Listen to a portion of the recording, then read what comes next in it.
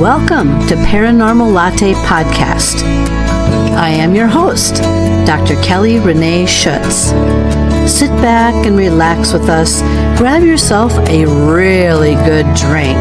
Spend an hour and let's delve into a world of chatter about the mysteries of the unexplained. Whether you are a skeptic or a believer makes no difference. It's not always in your imagination.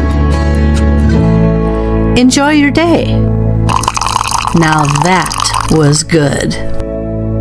We are broadcasting on the United Public Radio and UFO Paranormal Radio Networks 105.3 FM from the Gulf Coast and 107.7 FM in New Orleans. The views and opinions expressed by the host and guests do not necessarily reflect those of the audience, United Public Radio and UFO Paranormal Radio Networks, its hosts, affiliates, and/or Paranormal Latte Podcast, Paranormal Universal Press LLC, and Diamond Point Entertainment LLC. This show is pre-recorded.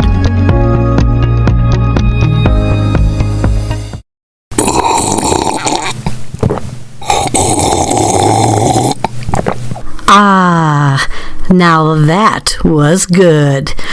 Good day, everyone, and yes, welcome to yet another episode of Paranormal Latte Podcast. My name is Dr. Kelly Renee Schutz. I am the host and the producer of this show. Tonight we have with us Nikki Jacobs. Nikki is a psychic medium who's experienced a plethora of paranormal, has experienced and used higher level consciousness abilities, and has had extensive experiences with spirits, angels, hierarchies, the Fae, and, of course, Sasquatch. Nikki has worked with a specific Washington State Sasquatch clan and certain individual Sasquatchers in the state of California. She has worked on different teams with psychics, energy workers, astral travelers, and was a member of the UFO I-Team from 2018 to 2020. Nikki is a lifelong extraterrestrial abductee, contactee, experiencer, and a surrogate mother of numerous ET human hybrid children. When Nikki was a young child, she was forced to participate in my labs, where later on she became a participant in the global government's once deeply hidden and covert secret space programs, typically known as SSP. When Nikki was a teenager, she unexpectedly received specific ufology information, where vast years later, when she was asked a retired federal agent for clarification of that information, she became a daily targeted individual. We had a lot to talk about today, so sit back and grab yourself 3 drinks, because this one might make you sip just a little bit slower and think a little bit harder. Please welcome my guest to the show, Nikki Jacobs.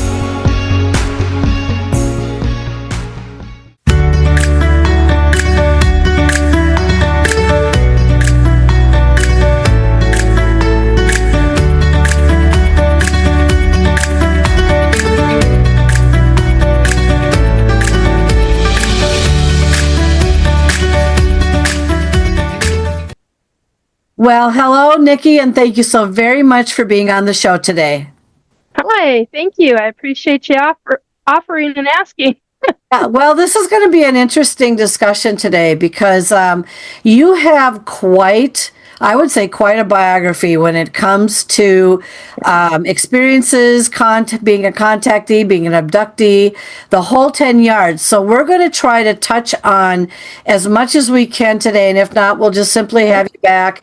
And but I think we need to establish a foundation first, and then we'll just evolve it from there. And I have notes in front of me to ask you a few questions in addition to all of this. So the first thing I want you to do is I want you to go back in time, and because people have their experiences at all different times. And so how old were you, or how young do you remember being when you had any type of an experience that kind of made you sit up and take notice?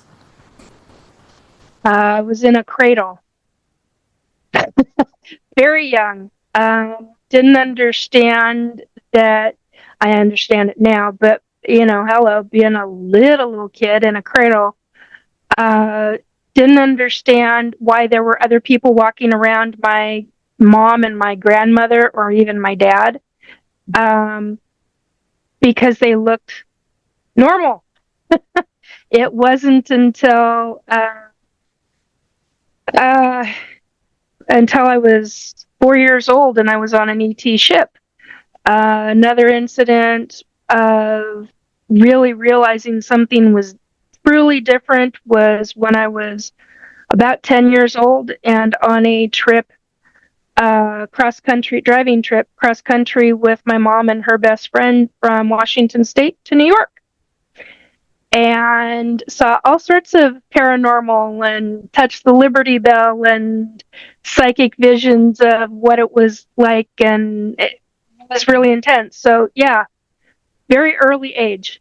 All right, so I'm going to break this down a little bit because I know you've got people intrigued already, and I'm intrigued as well. The very first thing I'm going to ask, though, before I ask about being on the ET ship, is do you have in your family any, like your parents, your grandparents on either side, do they also, or did they have abilities, and did that ever come out to you?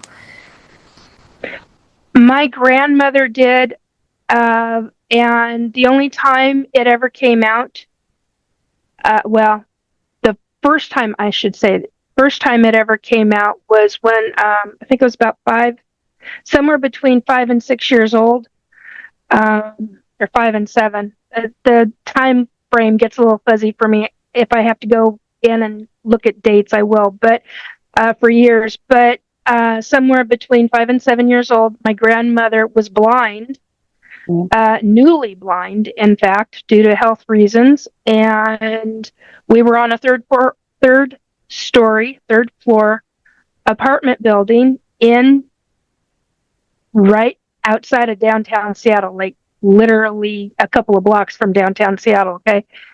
And I'm seeing a man standing in the window, probably about 10, 15 feet from the window. And I'm in my grandmother's kitchen. She asked me to stir something on the stove, so I did. I walked from the kitchen back into the living room. It's one long corridor, so you could see that window. And I'm like, why is there a man standing at the window? We're third floor up. Right. Made no sense to my little brain. And I go to the window. I'm standing there, and Grandma says, "Describe him, Nicole." She never called me Nikki. Only person to ever call me Nicole was my grandmother. And I start describing him, and she goes, "You're missing something." And I'm like, "What do you mean I'm missing something?" She goes, "You didn't tell me his baseball hat." What? Excuse me? Is my adult reaction. I just remember standing there, and I turn around and I look at my grandmother, and because he's floating 3 stories up off the sidewalk, basically. And I look at my grandmother, and she goes, "You missed that." And she does this wink with her eye. Now, I've never talked about that. I've never talked about the wink that she did.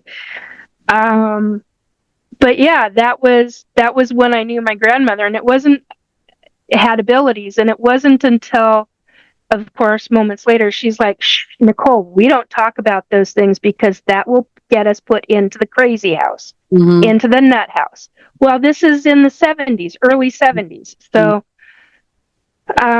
early to mid 70s, I should say. And so at that point in time, a number of years later, my grandmother ended up coming to live with my mom and I in our house. And I had a spirit at that time who was singing me to sleep, trying to comfort me because the ETs were taking me. So I couldn't sleep at night. And so that's the other one. So my grandmother would come to live with us, and she would tell us, "Joycey," which is my mom, "Joycey, there's spooks in the house. There's spooks." So that's how she's like, "There's some woman singing."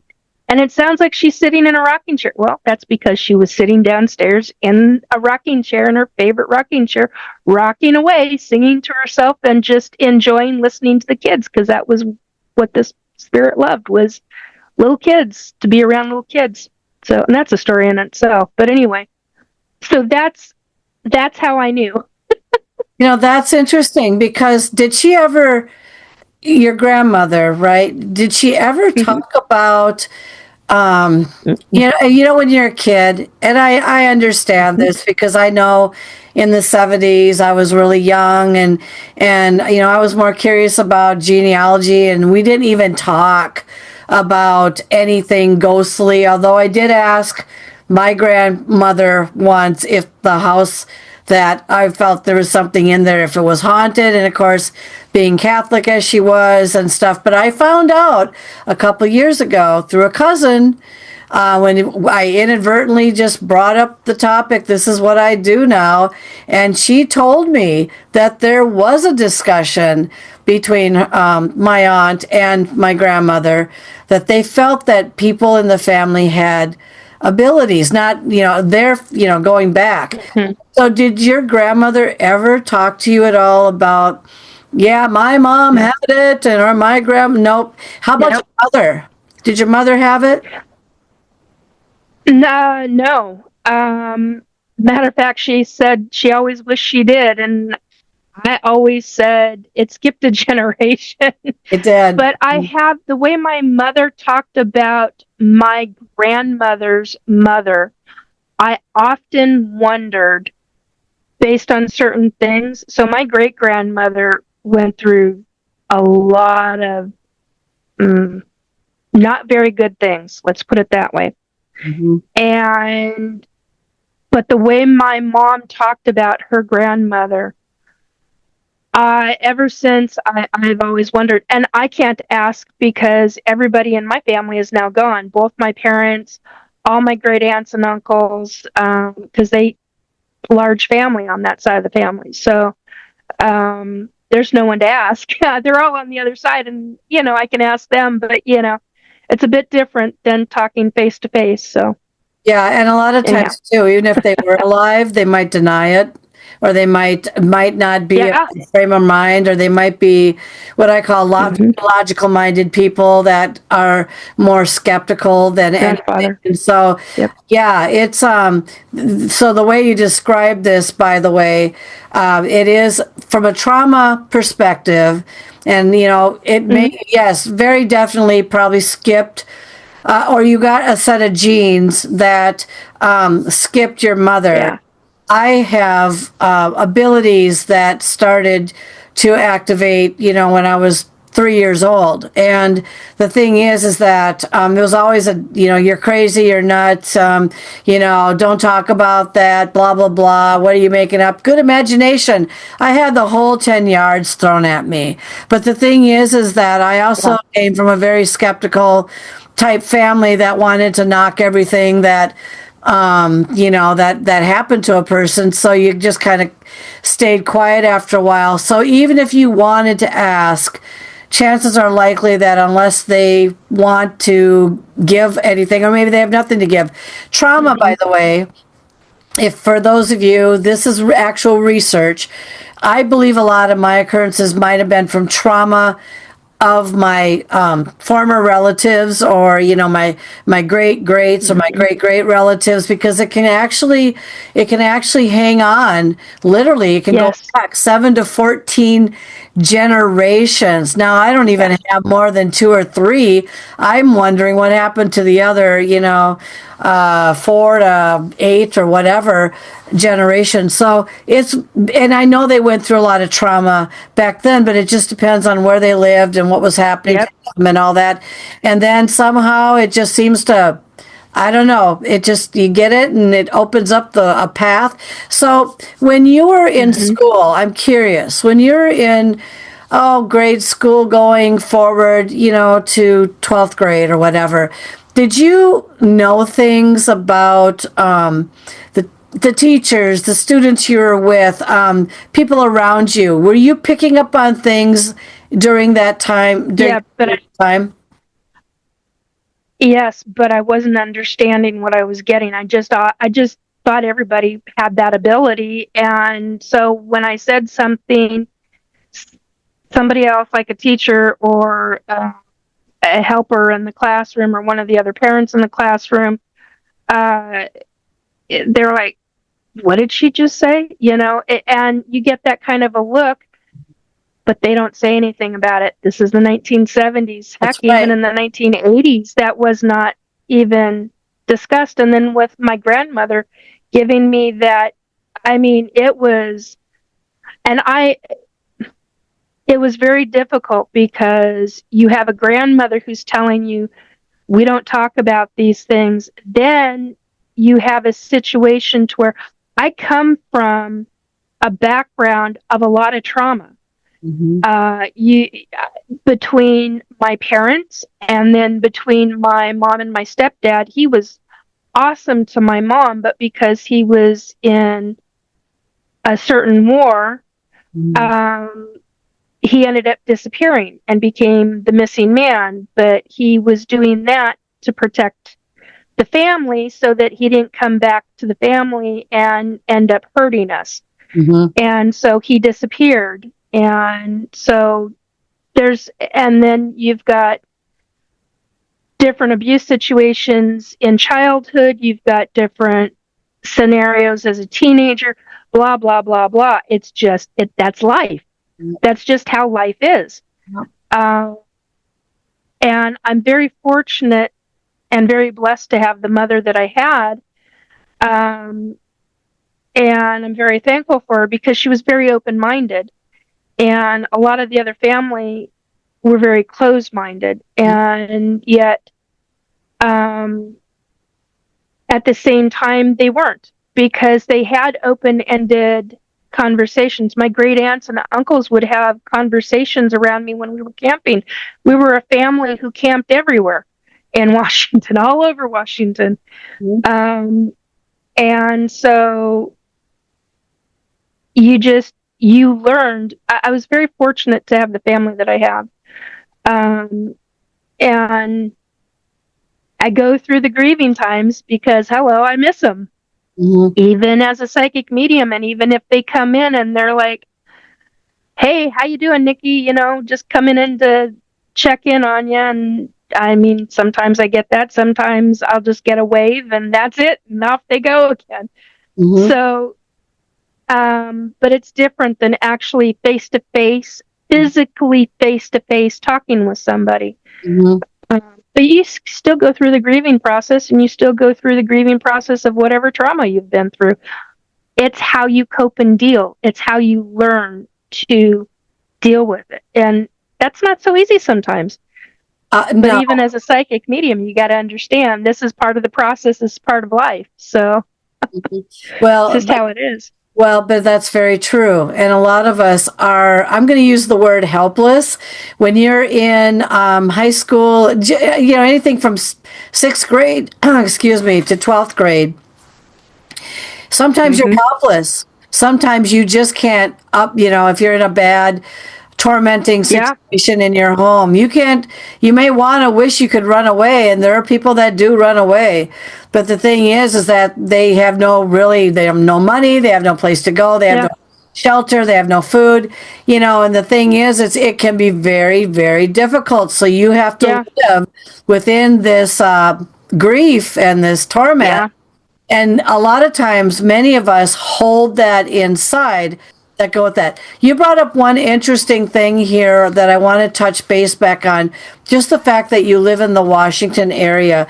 And so I want to ask you a little bit about your experiences, because most people who know about the hot spots around the U.S. or whatever, or even out Mm-hmm. of the U.S., they know that one of the questions they always have, and they still have, is let's talk. I'm going to go backwards on this. Let's talk a little bit about Sasquatch, because when I was up in the Washington area, and I hope to get up to the Olympia Peninsula. I think that's what it's called. I heard that it's like a pretty big hotbed up there too. But have you had an encounter at all yet with Sasquatch? That's my first question. That's a very long story. Very long story, but yes, I have. That's interesting. You would be the first person that would at least talk about the clan aspect that I've talked with. However, I'm not going to say confirm, but I can say that with other individuals that I have talked with, yes, I have come to understand that sometimes they can cloak themselves and be invisible. And that's the main thing that people, when they go out into the forest and the woods, they're always looking for something physical, something in not a human, but in a form, a live form.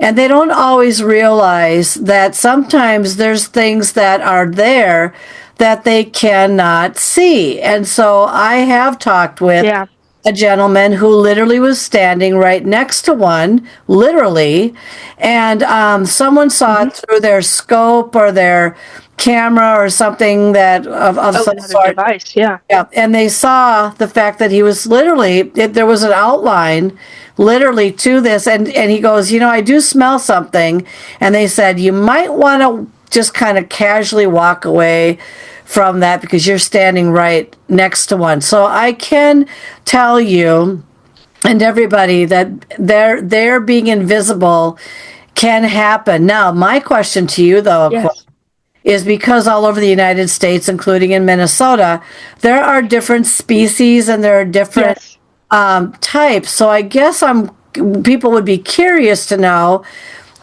is there a particular type that, I think you mentioned this clan that has been around for God knows how long, obviously. And but anyway, what do you know about that? Okay, so I know that they are they're not just across the United States, they're all over the globe. In many different forms. Okay, here's something that the novice should probably learn about, is that not all Sasquatch have abilities.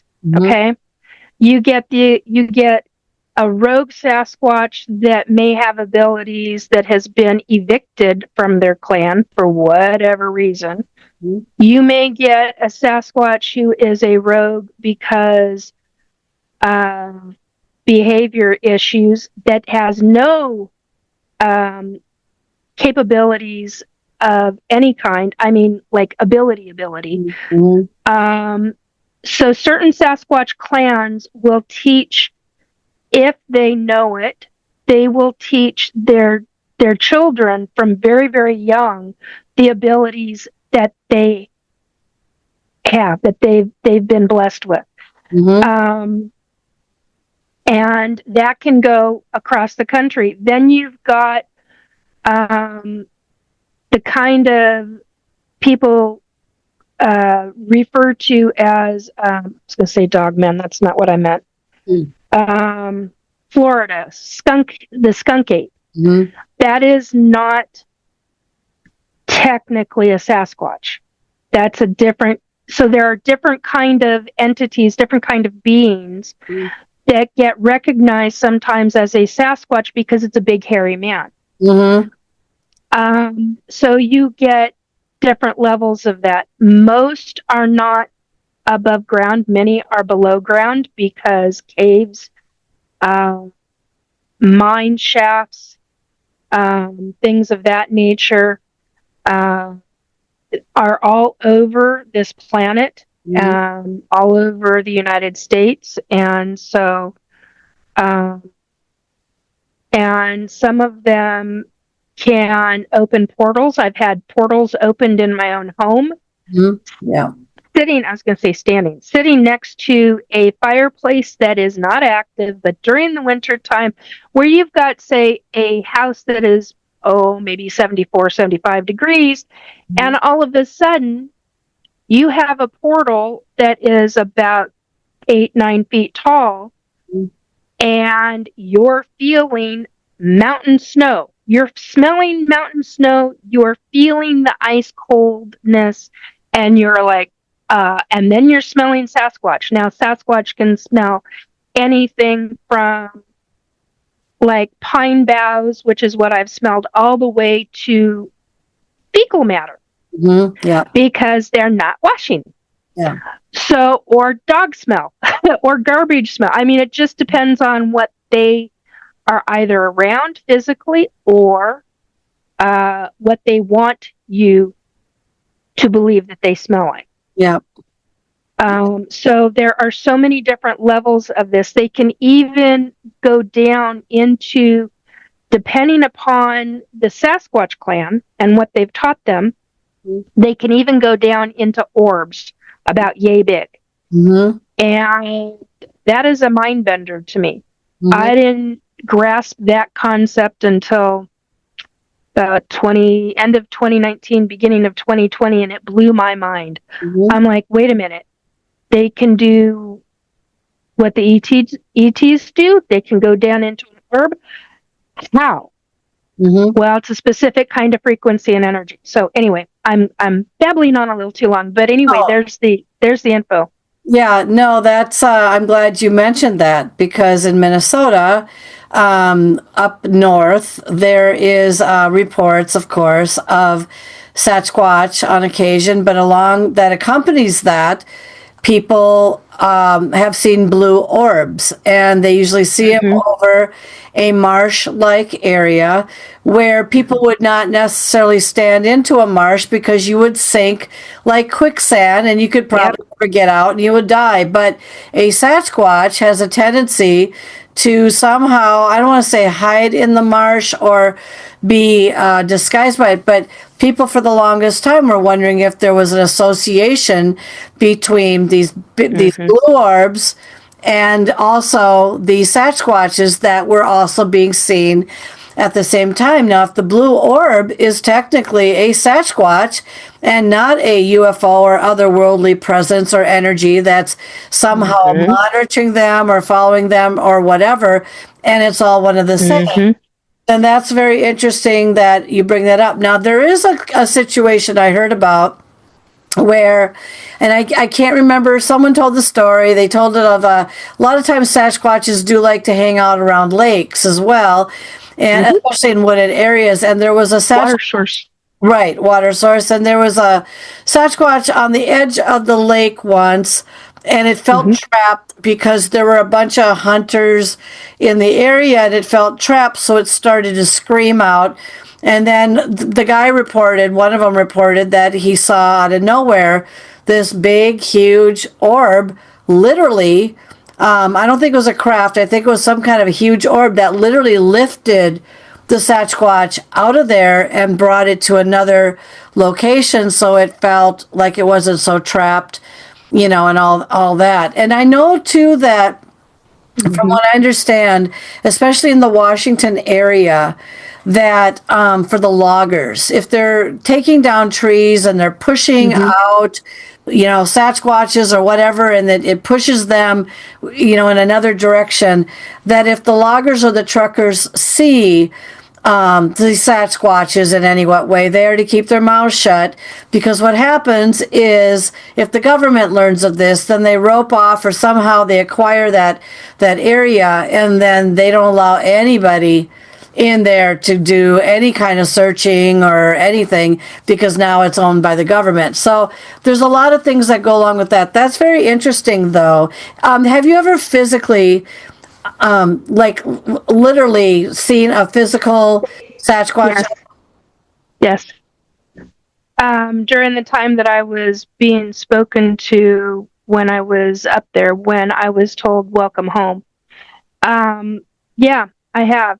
On my way home, I during that event, because that's a whole nother story in amongst itself, but short response to that is, yes, I have, on my way home, because I had that weekend specifically asked the matriarch, may I be allowed to see you? Mm. I know what that means for you. I know what that means for your Sasquatch clan.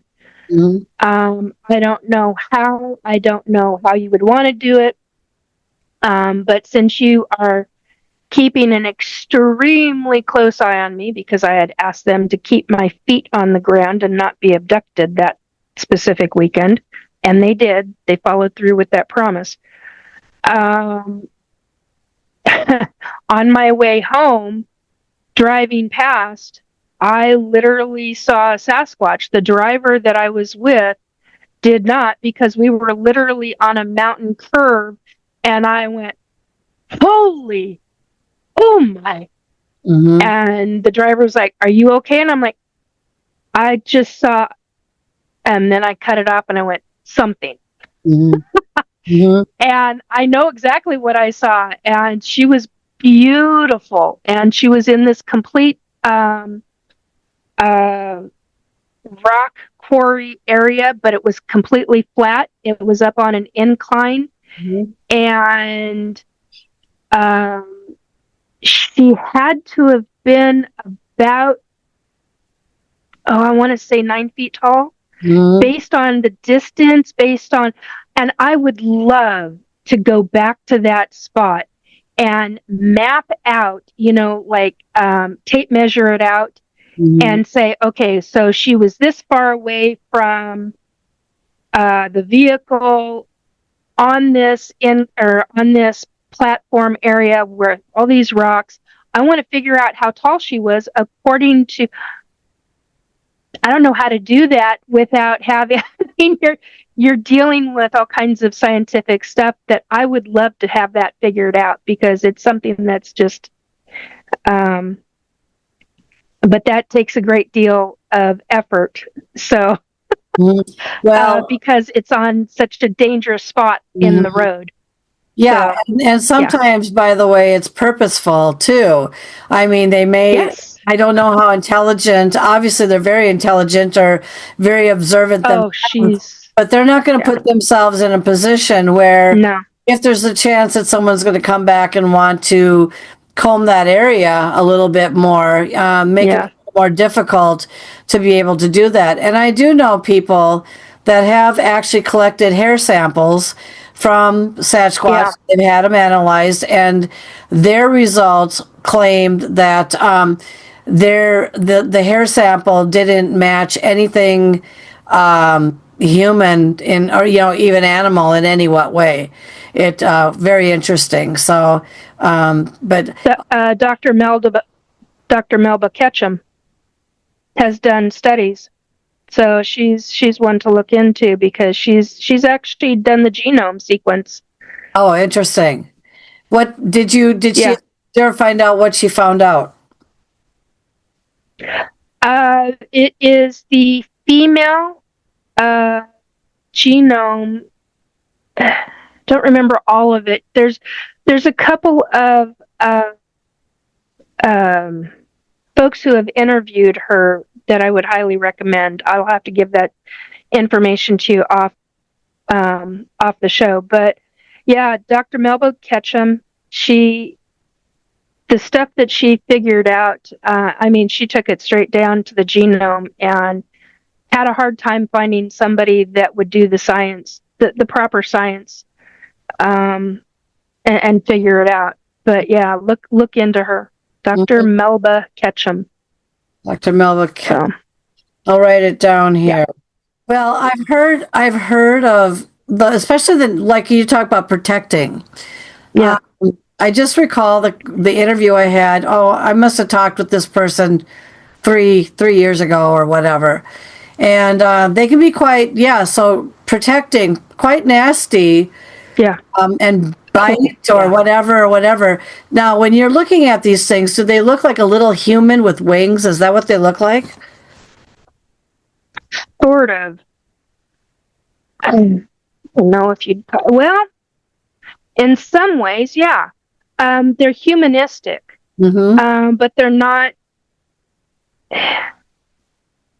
But they're not around... Okay, how do I say this? So their faces, their body, their hands are very humanistic, but like from around the forehead, down the side of the face, down through the chin area, everything beyond that, different ball game. You could have humanistic ears, you could have pointy ears, you could have human ears, but they're elongated, but they're round and not pointed.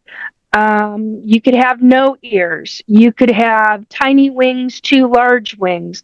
Some of the wings that I've seen are iridescent gossamer type wings. Other ones are solid white. I've seen kind of like an iridescent blue-green in wings before, but mostly white.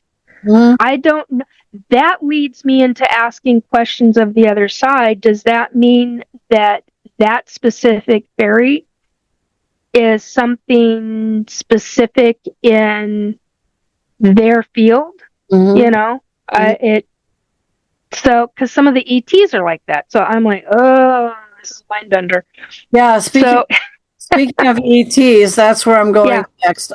I want to start back. I want to go back to if you have any recollection as a 4-year-old, when you went aboard that craft. Let's start there, okay? Yeah.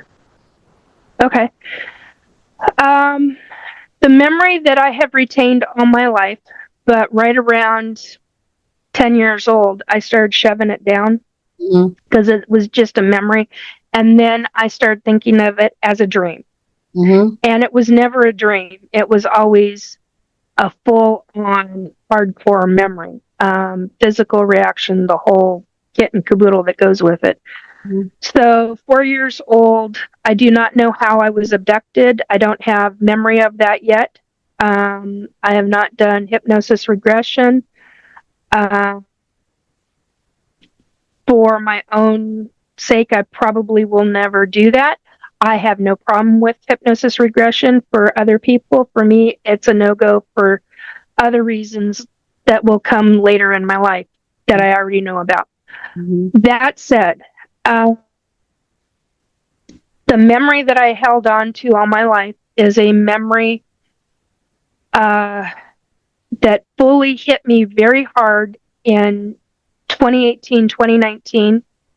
And it was, I was walking from my kitchen to or from my bedroom into my kitchen, had a phone in my hand, in my left hand.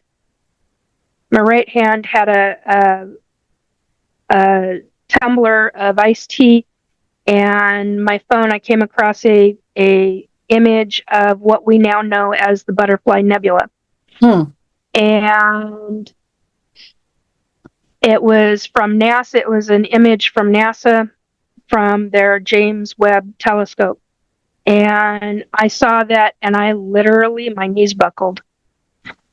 And the first words out, and I grabbed onto the counter, and everything dropped. The cup ended up dropping to the counter. The phone almost ended up on the floor. My hands grasped onto the counter, and I'm holding onto the counter for dear life. And the first words out of my mouth were, oh my God, I know that as the Infinity Galaxy. Now, I've since copywritten that.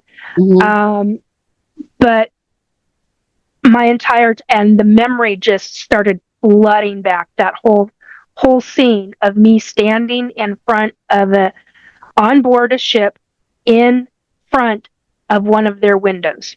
And I'm looking out into space. And I'm remembering what we call the Butterfly Nebula. And off in the far distance is a galaxy, a spiral galaxy. There are other nebulas going by. And that, of course, then triggered the earlier memory of me seeing Earth at a distance. Big, beautiful blue marble, as we used to call it in the 70s. And blue and green marble.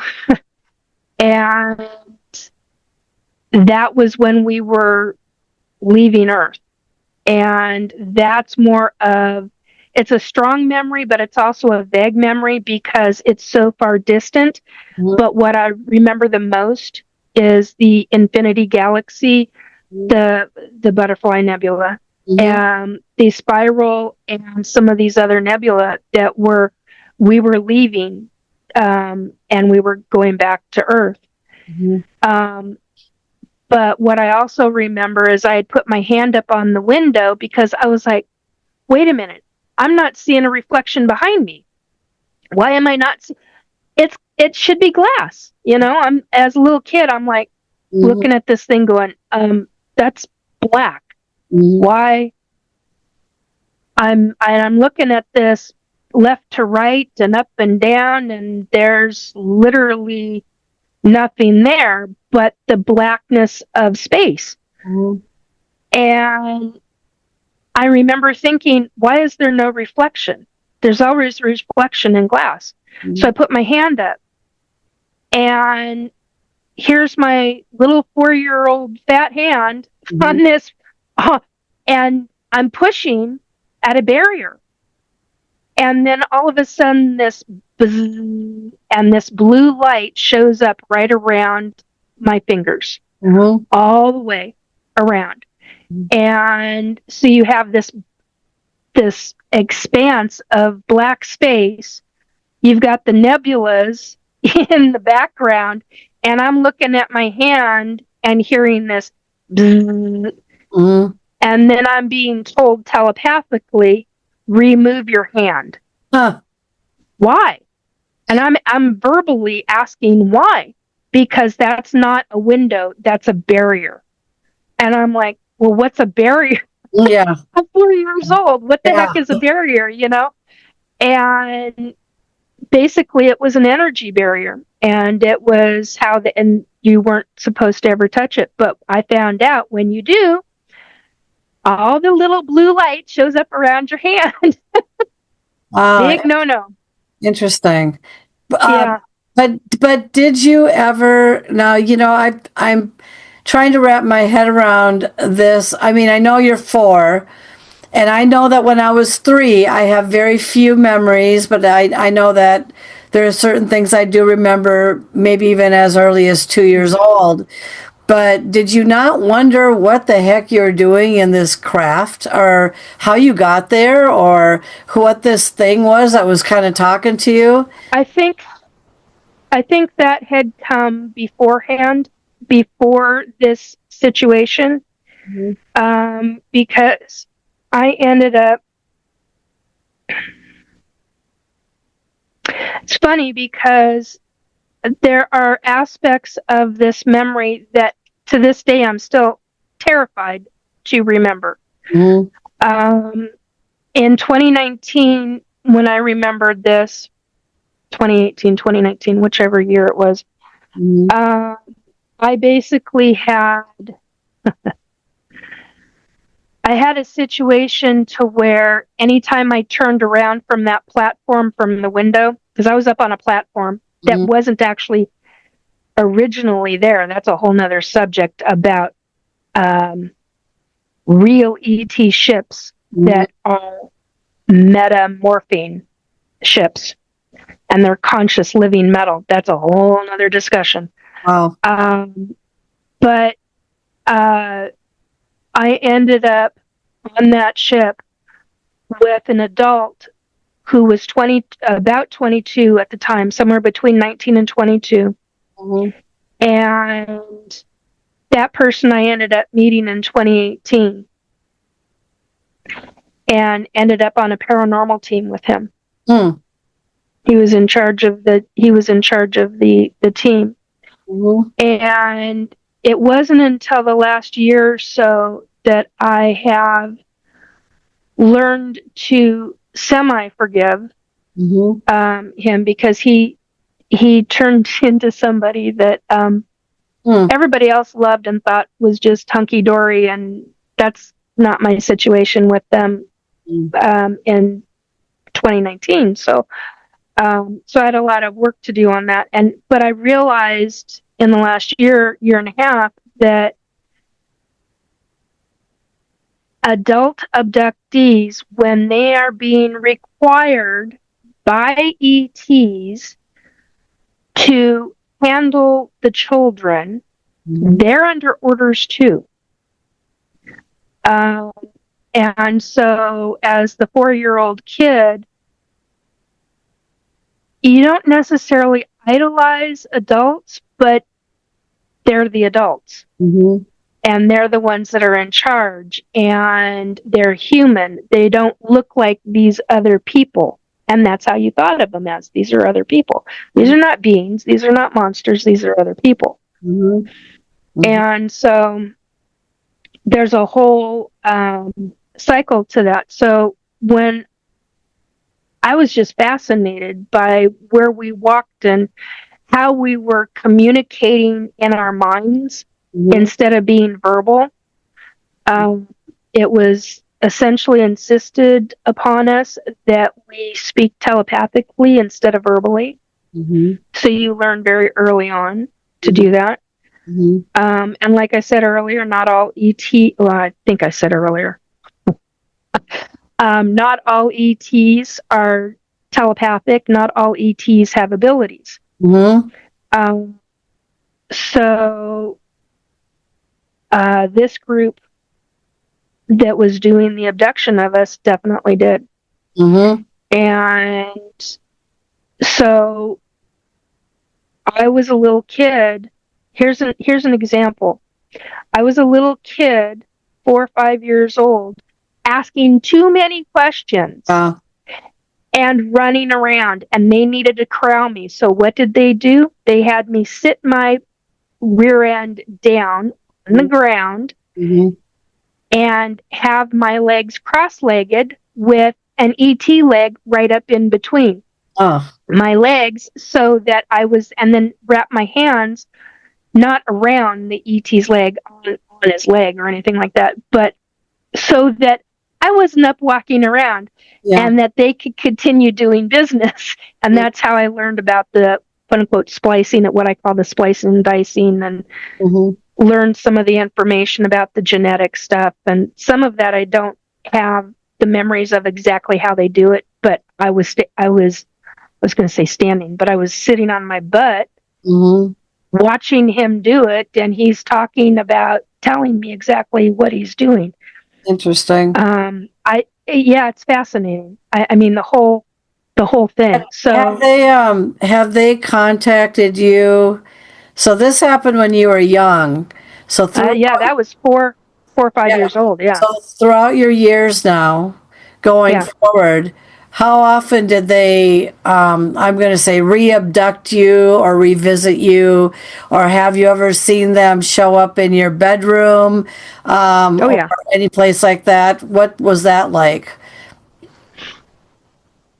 I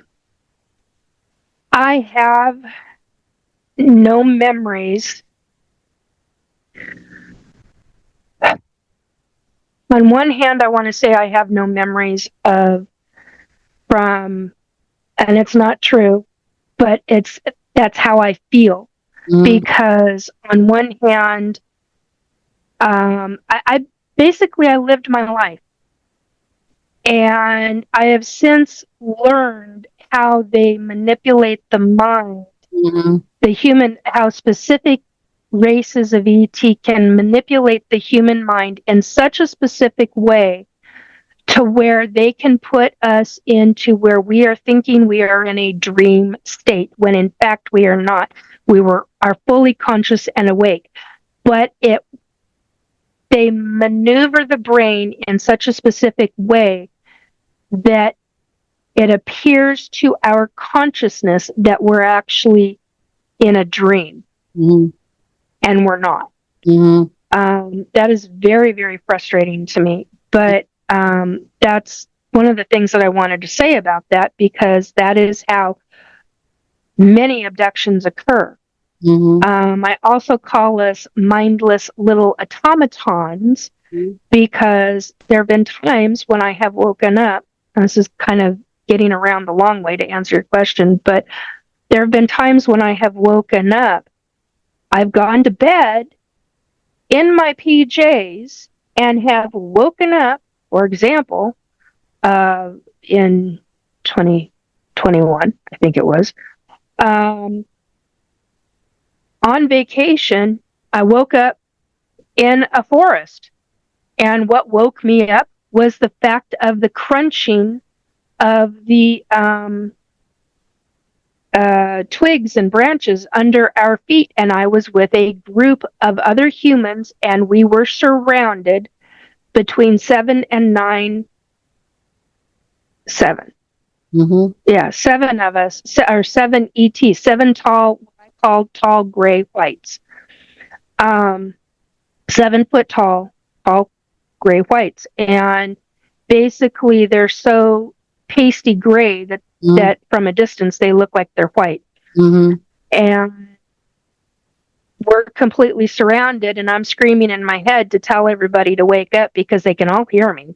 Mm-hmm. We're all telepathic, and then I get told to be quiet, and it's okay, Nikki, and then I get told to be quiet, and that's the last thing I see light starting to come down, and that's the last thing I remember, man.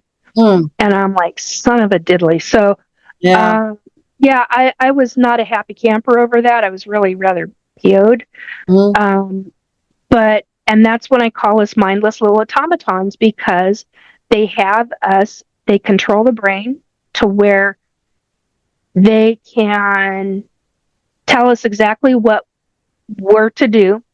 So in other words, get dressed, get your shoes and socks on, get your bra on. I was fully clothed. Bra, underwear, socks, shoes, coat, winter coat. I'm like, and I went to look at my shoes when I got back, and I'm like, yep, there's branches. There's mud.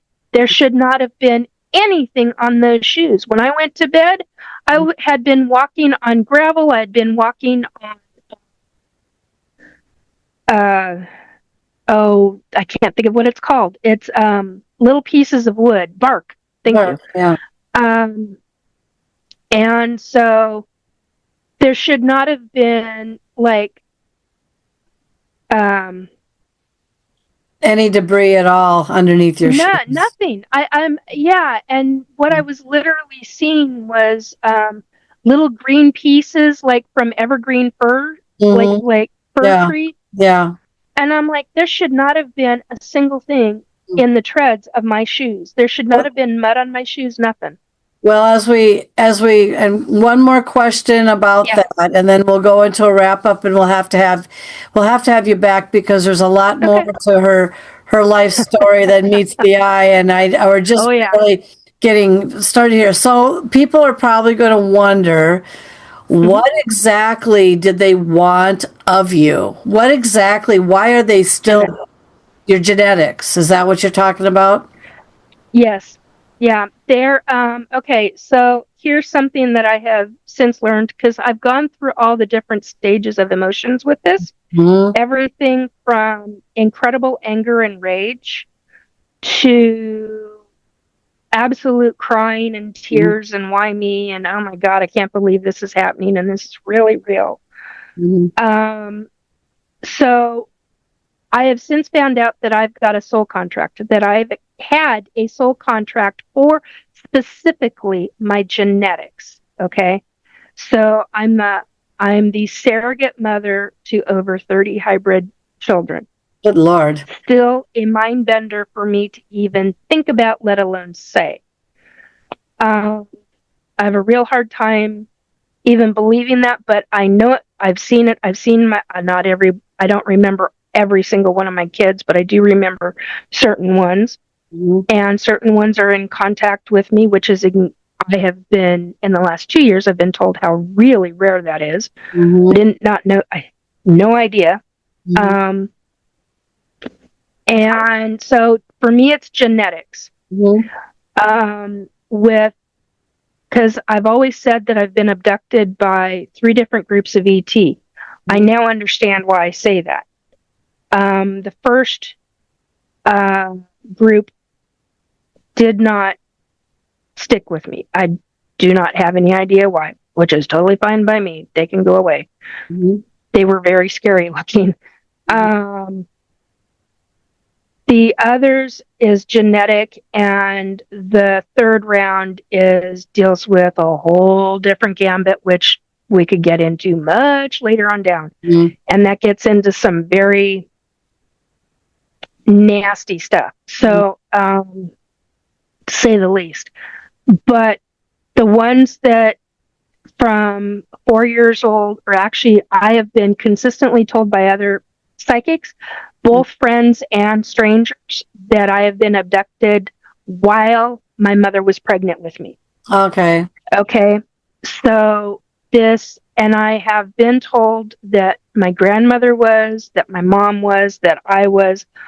I believe my dad was, and I do believe there are other family members that are still living that were.